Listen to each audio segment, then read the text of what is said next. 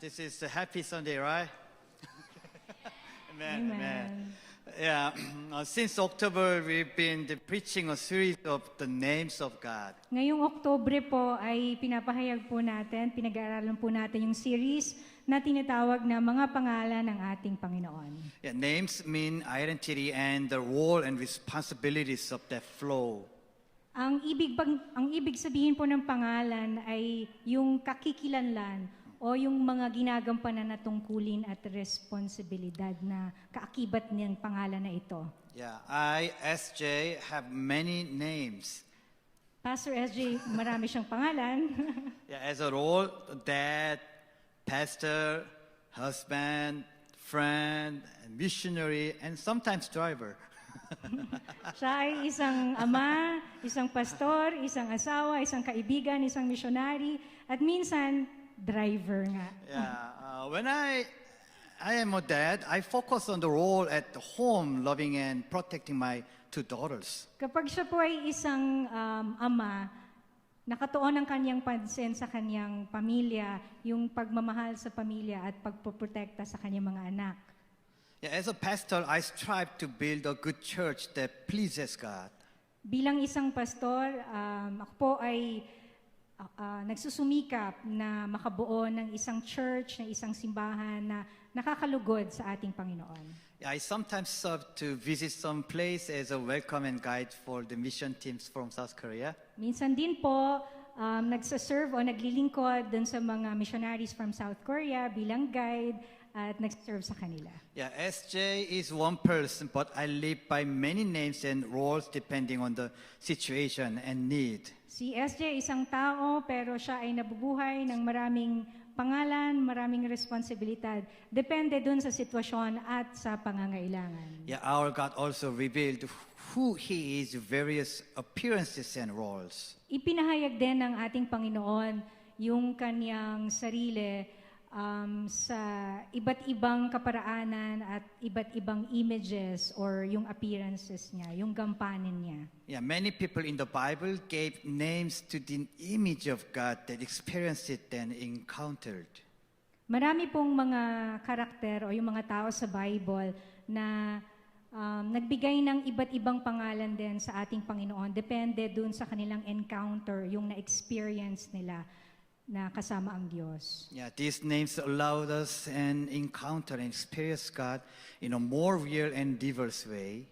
Ito pong mga pangalan na ibinigay sa Biblia, pangalan ng Panginoon, nagbibigay po ng pagkakataon para ma-encounter din po natin or ma-experience natin ang Panginoon sa iba't ibang kaparaanan at iba't ibang paraan. Amen. It is my hope that this series of names of God will help you to know and encounter God for who He is. Panalangin po natin na yung series natin ito, yung iba't ibang pangalan ng Panginoon, ma-encounter din natin siya sa mga pangalan na ibinigay niya dito sa Bible. Yeah, the name of God I am preaching today is Jehovah Jireh. So sa ngayon, yung pangalan ng Diyos na pag-aaralan natin ay Jehovah Jireh. Yeah. The word Jehovah Jireh is written in Genesis 22:14. Ito po ay nandito sa Genesis 22:14, ang Jehovah Jireh. Yeah, I read in English first. So Abraham called that place the Lord will provide, and to this day it is said, on the mountains of the Lord it will be provided. Kaya't ang lugar na iyon ay tinawag ni Abraham na si Yahweh ang nagkakaloob at magpahanggang ngayon sinasabi ng mga tao sa bundok ni Yahweh ay may nakalaan.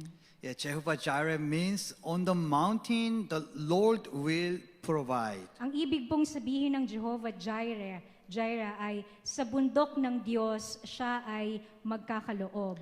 Yeah, in the song we praise together today, we confess that Jehovah Jireh meet your need. Right? Dun sa kanta natin kanina, di ba, yung sa worship song, Jehovah Jireh, Yeah. tugunin mo ang aming mga pangangailangan. Yeah.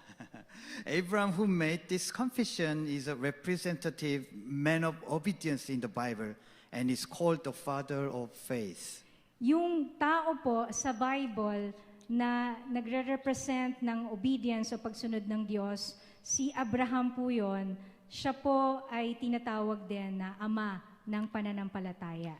Yeah, when Abraham was 75 years old, God called him to leave his hometown of Haran. Nung 75 taon na po si Abraham, tinawag siya ng Diyos at sinabi sa kanya na umalis siya, iwan niya ang kanyang bayang kinalakhan na ang pangalan nito ay Haran.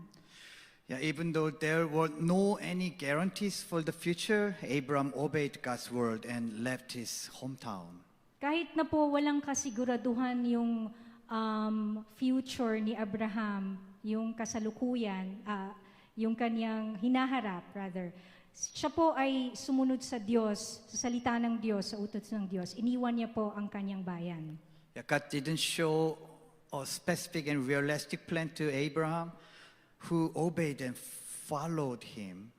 Hindi po nagbigay ang Diyos kay Abraham ng tiyak na plano or isang makatotohanan na plano, pero sumunod pa rin po si Abraham sa Panginoon. God only vaguely and unrealistically said that Abraham, who had no child, would have a child. Ang sinabi lang po ng Diyos noon, medyo may kalabuan pa nga at parang imposible ang sabi niya kay Abraham.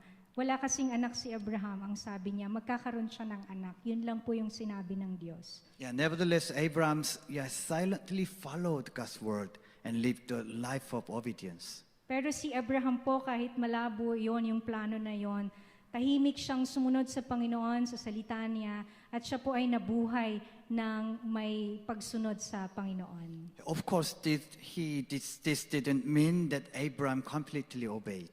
Pero hindi po ibig sabihin na to talagang perpekto na nagsumunod talaga si Abraham. Even after God promised to give him a son, he continued to have no son. So he gave birth to Ishmael through his maid Hagar.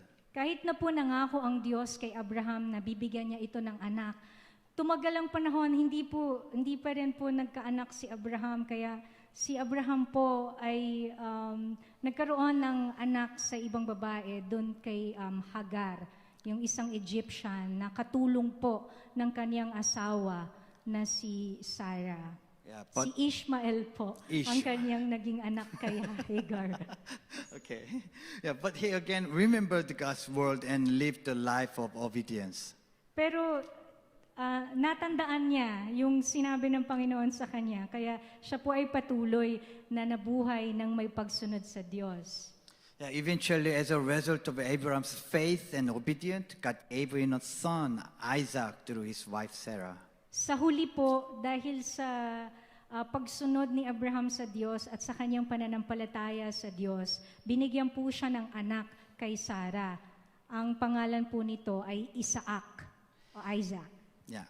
Even when God told him to take his son Isaac to the mountain of Moriah and offer him as the burnt offering to test his obedient life, Abraham obeyed. May pagkakataon po na inutusan ng Panginoon na ihandog ang kanyang kaisa-isang anak ni Abraham na si Isaac sa lupa ng Moriah, ay sinunod po ito ni Abraham.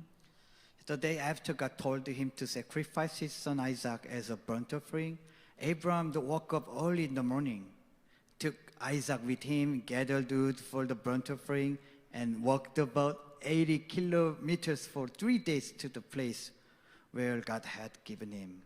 Nung sumunod na araw po, pagkatapos utusan ng Panginoon si Abraham na ialay o ihandog ang kanyang anak na si Isaac, gumising po ng maaga si Abraham, tapos sinama niya yung kanyang anak na si Isaac, kumuha po siya ng kahoy para sa kanyang handog na susunugin, which was, of course, Isaac.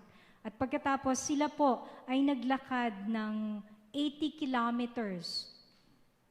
3 araw po silang naglakad papunta doon sa lugar na sinabi ng Diyos na paghahandugan ng kanyang anak.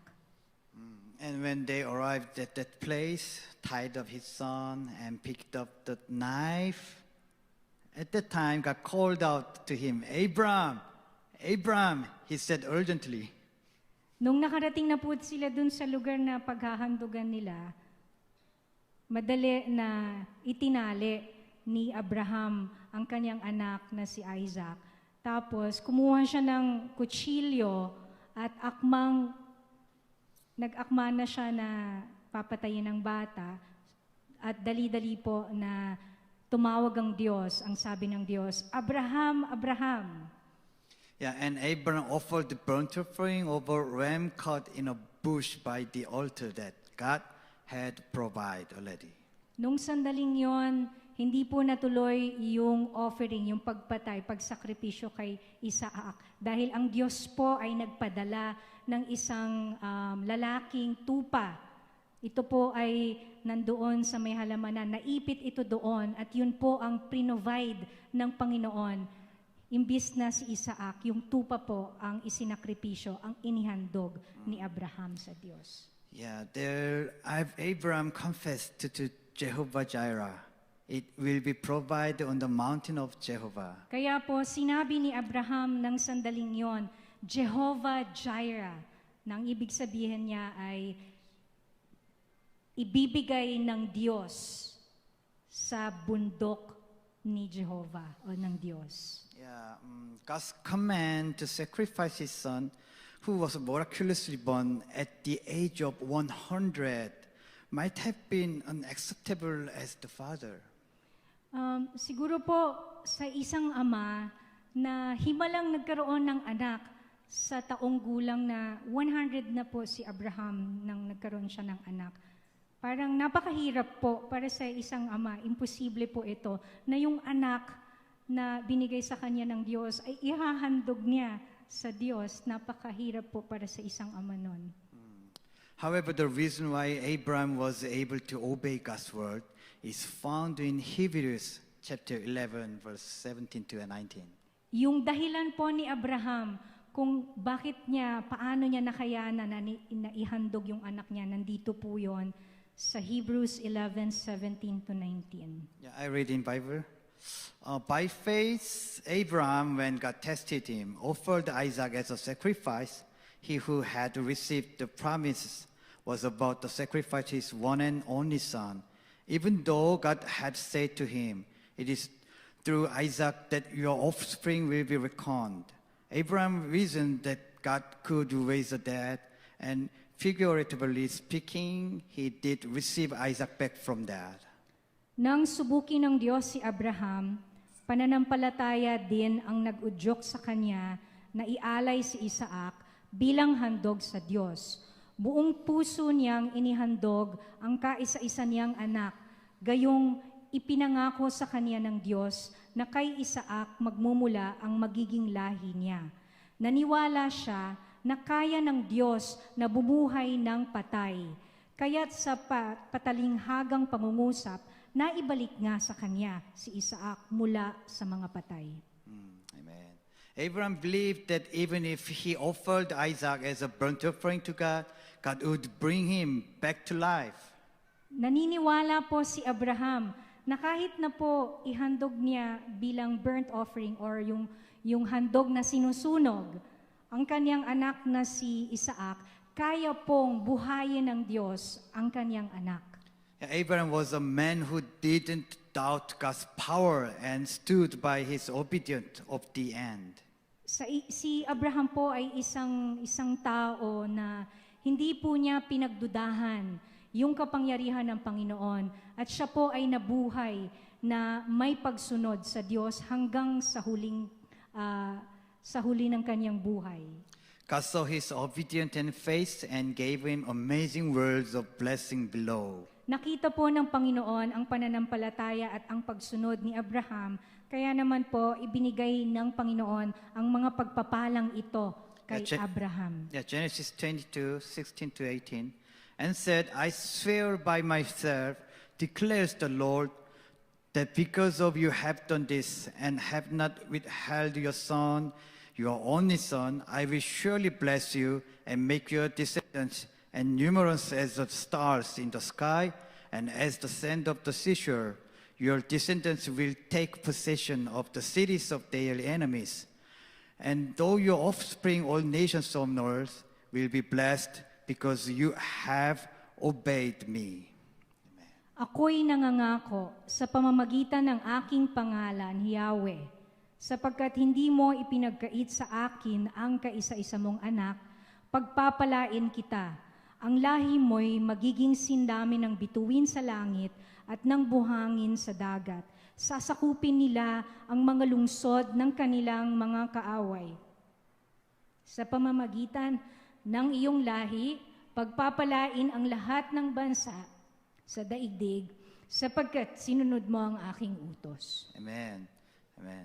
In fulfillment of the covenant, God sent Jesus Christ to earth through Abraham's descendants. Tinupad po ng Panginoon ng Ama ang pangakong ito kay Abraham sa pamamagitan ng pagpapadala ng kanyang anak na si Jesucristo. Yeah, God was preparing a great blessing for Abraham even before he left Haran. Ang Diyos po ay naghanda para kay Abraham at bago pa siya umalis mula sa Haran. And when he asked him to obey, he only showed a small hope that he would give birth to a son.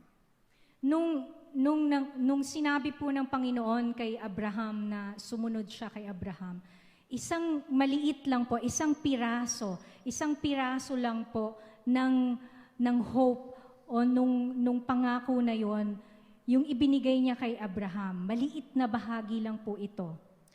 Yeah, Abraham didn't know the great things God would accomplish through him, but he was able to walk the journey of obedience and trust and faith in God the Father. Hindi po alam ni Abraham na yung malaking plano ng Panginoon na i-accomplish na, tutuparin niya sa pamamagitan ni Abraham. Pero siya po ay patuloy na lumakad ng may pagsunod, may pagtitiwala, at may pananampalataya sa Ama.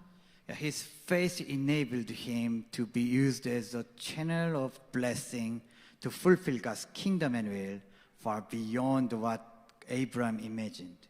Yung pananampalataya po na yon ni Abraham ay ginamit ng Diyos bilang daluyan ng pagpapala para po yung kaharian ng Diyos ay matupad dito sa lupa na hindi po yon naisip ni Abraham noon sa panahon niya. Hindi niya nakita na ganun po kalaki ang plano ng Panginoon. Before God accomplishes His will, He first shows us a very small piece of His plan. Bago po tuparin ng Diyos ang kanyang plano sa ating mga buhay, napakaliit lamang po ng vision or ng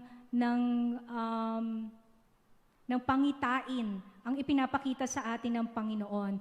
Isang maliit na piraso ng napakalaking plano niya ang ipinapakita niya sa atin.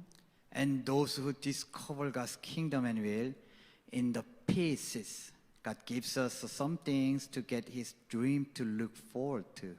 At yung mga tao po na nadidiscover nila ang kaharian ng Diyos at yung kalooban ng Diyos, yung mga maliliit na piraso po ng plano na yon, ang Panginoon po ay ginagamit yon upang ipakita sa kanila yung pangarap ng Diyos, yung malaking vision ng Panginoon, at binibigyan ang mga tao ng malaking pangarap o pag-asa. A small pieces become a calling and a vision. Yung maliit na piraso na yon ay nagiging isang malaking plano, isang malaking vision ng Panginoon. But it doesn't change reality or make things better right away. Pero minsan, kahit na may binigay sa ating vision ng Panginoon, maliit man ito, o piraso ng vision na yon, hindi agad po nito na babago yung sitwasyon natin, yung reality sa buhay natin, agad-agad, hindi po ganun kabilis. Rather, there are many times when there are more difficulties and tests.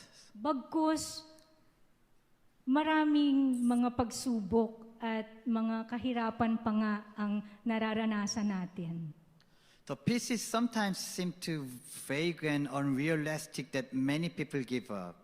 Yung piraso ng pangarap na binigay sa atin ng Panginoon, minsan sa mga tao, ito ay malabo at hindi makatotohanan. Kaya maraming tao po ang madaling sumusuko o nag-give up. But for those who hold on the vision, He confirmed them to expand the vision even more. Pero po, dun sa mga tao po na kumakapit, nananampalataya dun sa pangarap o sa vision na binigay ng Diyos, kino-confirm niya po yung vision na yon at pinapalawak niya pa para mas maging malinaw ito sa mga taong nananampalataya dun sa vision ng Panginoon. And rather than being influenced by reality, He moves us to expect God's will beyond reality. At sa mga tao na binigyan ng vision ng Panginoon, sa halip na tayo po ay maimpluwensyahan kung ano yung nakikita natin sa kasalukuyan, ang Panginoon po binibigyan tayo ng kalakasan upang mangarap na tutuparin niya ang kanyang mga kalooban sa ating buhay. Even if my ability to do something is small, God strengthens my faith. Kahit na po maliit lang yung abilidad natin, ang Diyos po ang nagpapalakas ng ating pananampalataya. He gives me the strength to keep walking with confidence and faith on the journey. Ang Diyos po ang nagbibigay ng kalakasan upang tayo yung magpatuloy na lumakad at magkaroon ng kumpiyansa at pananampalataya sa Diyos sa gitna ng mga dinaranas natin. Yeah, like Abraham who had faith that God would raise his son from the dead. All we need is keep going without losing faith. Katulad po ni Abraham na nanampalataya siya, naniwala siya na kayang buhayin ng Diyos ang kanyang anak, tayo rin po, ang kailangan lamang po natin ay manampalataya sa Diyos. Huwag tayong huminto, patuloy tayong manampalataya sa Diyos. It's not what I accomplish, but what God accomplishes on my behalf. Hindi po yung kung ano ang ating nagagawa, kundi kung ano ang nagagawa ng Diyos sa pamamagitan natin. God, let us experience together what God is doing, not what I'm doing. Hinahayaan po ng Panginoon na maranasan natin kung ano ang ginagawa niya, hindi kung ano ang ginagawa natin. God prepares and provides. Ang Diyos po ang naghahanda at siya rin po ang nagpo-provide, nagkakaloob. I often say to people visiting from Korea, mission is joy.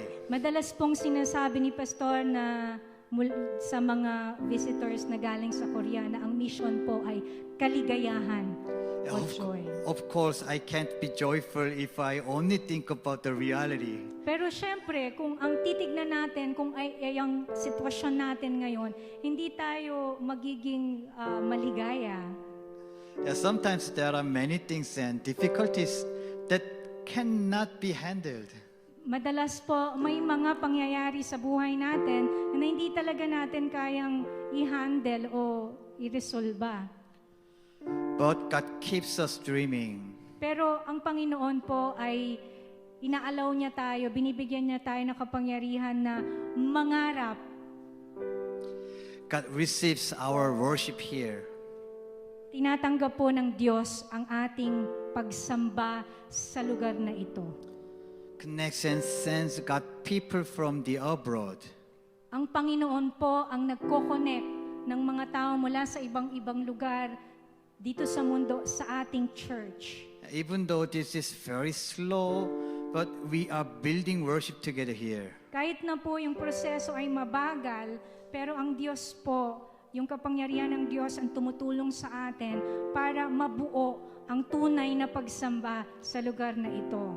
Jehovah Jireh, God has provided His prepared people in advance, and He is building this church together. Jehovah Jireh, ang Diyos na nagbibigay, naghahanda ng kanyang mga tao ng maaga at siya rin ang bumubuo ng simbahan na to kasama ang kanyang mga taong tinawag dito. Amen? Amen. Yeah, therefore, we can rejoice because of God's preparation and fulfillments. Kaya nga, tayo ay pwede tayong magsaya, maging maligaya dahil sa ginagawang paghahanda ng Diyos at yung pagtupad niya ng kanyang mga pangako.